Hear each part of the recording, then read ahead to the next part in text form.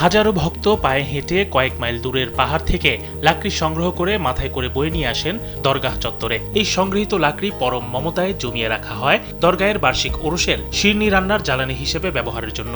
৭০০ বছর ধরে এভাবে সিলেটে পালিত হচ্ছে লাকড়ি ভাঙা উৎসব। আজ থেকে ৭০০ বছরের বেশি সময় আগে ইসলাম প্রচারের মহান ব্রত নিয়ে সিলেটে এসেছিলেন হযরত শাহজালাল রহমতুল্লাহি আলাই। তাঁর জীবনের সঙ্গে মিশে আছে অসংখ্য অলৌকিক আর অনুপ্রেরণামূলক ঘটনা।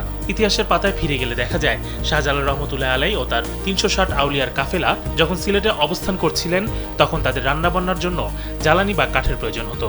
লোকগাথা অনুযায়ী শাহজালাল রহমতুল্লাহি আলাইয়ের মুরিদ ও অনুসারীরা কোনো ধারালো অস্ত্র ছাড়াই অলৌকিক শক্তিতে শুধু হাত দিয়ে শক্ত গজারি কাঠ ভেঙে আনতেন।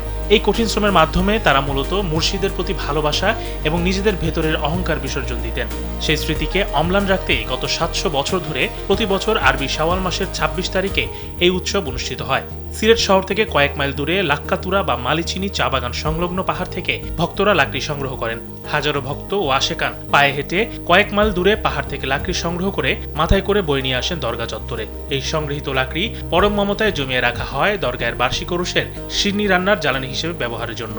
জাতি, ধর্ম, বর্ণ নির্বিশেষে মানুষের স্বতঃস্ফূর্ত অংশগ্রহণ এই উৎসবকে দিয়েছে এক অনন্য সাম্প্রদায়িক সম্প্রীতির রূপ।